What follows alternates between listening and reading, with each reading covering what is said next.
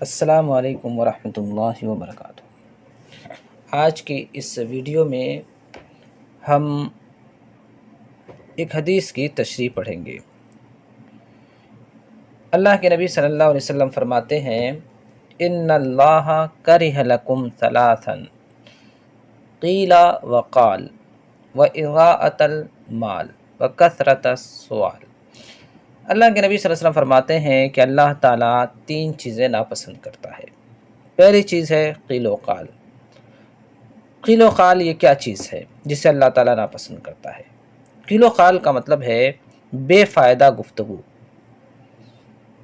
لا یعنی گفتگو جس کا کوئی فائدہ نہیں ہے۔ اس وجہ سے کہ انسان جب لا یعنی بیکار کی گفتگوؤں میں ملوث ہوتا ہے تو اس سے غلطی بھی زیادہ ہوتی ہے، اور جس کی غلطی زیادہ ہوتی ہے اس کے گناہ بھی زیادہ ہوتے ہیں۔ اس وجہ سے اللہ کے نبی صلی اللہ علیہ وسلم نے ہمیں قیل و قال یعنی بے جا گفتگو، لا یعنی گفتگو، بے فائدہ گفتگو، کثرت سے گفتگو سے منع کر دیا ہے، اور اس سے وقت کا بھی ضیاع ہوتا ہے، وقت بھی انسان کا برباد ہوتا ہے۔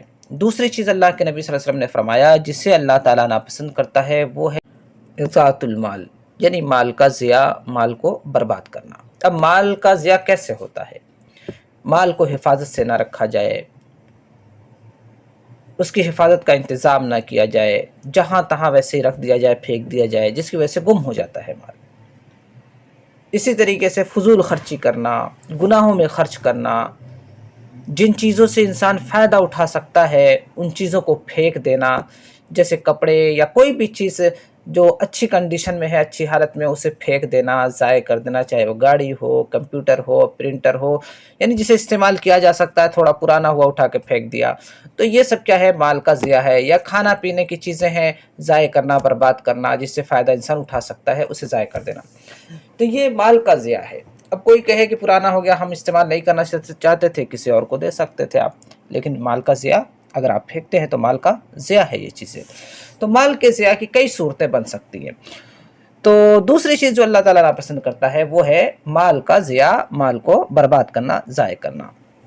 اور تیسری چیز جسے اللہ ناپسند کرتا ہے وہ ہے بکثرت سوال کرنا، بہت زیادہ سوال کرنا۔ اب اس سوال میں 2 چیزیں آتی ہیں، ایک تو وہ سوال جو کوشچن ہوتا ہے، کوشچن آنسر آپ کہہ لیے سوالات، اور دوسرا ہے مانگنا جسے ہم بھیک کہہ سکتے ہیں، یا جو بھی آپ کہے اپنی زبان میں کہتے ہیں۔ تو یہ دونوں بھی چیزیں اس قدر شامل کہہ سکتے ہیں کہ ہیں۔ تو پہلی چیز اگر ہم بولیں کہ سوالات کرنا، کسی سے پوچھنا کچھ، تو ظاہر سی بات ہے بہت زیادہ سوال کرنا یہ بھی درست چیز نہیں ہے۔ جیسے آپ جانتے ہیں بنو اسرائیل کا واقعہ بڑا لمبا واقعہ ہے، اس نے تفسیر میں نہیں جاتا، انہوں نے گائے کے تعلق سے سوالات کیے تھے کہ کیسی ہونی چاہیے، اس کا رنگ کیسا ہونا چاہیے، بہت سارے سوالات کیے تھے، تو کثرت سوال سے ہمیں منع کیا گیا ہے۔ اب کوئی انسان یہ پوچھے کہ فرشتے کی داڑھی ہوتی ہے یا نہیں ہوتی ہے، فرشتے کے جو پنکھ ہے اس کا کلر کیسا ہوتا ہے، تو یہ سب سوالات کیا ہیں؟ بیکار کا لا یعنی سوال ہے، کثرت سوال سے ہمیں منع کیا گیا ہے۔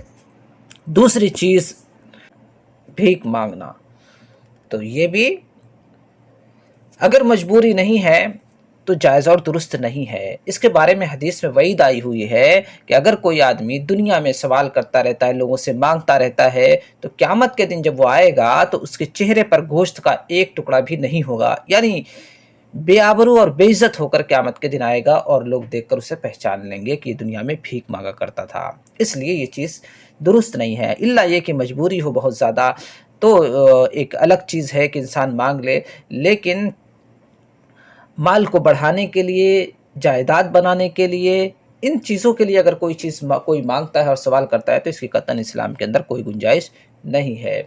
اللہ رب العالمین سے دعا ہے کہ اللہ رب العالمین ہمیں اسلام کو سمجھنے کی توفیق دے اور اسی کے مطابق عمل کی توفیق دے۔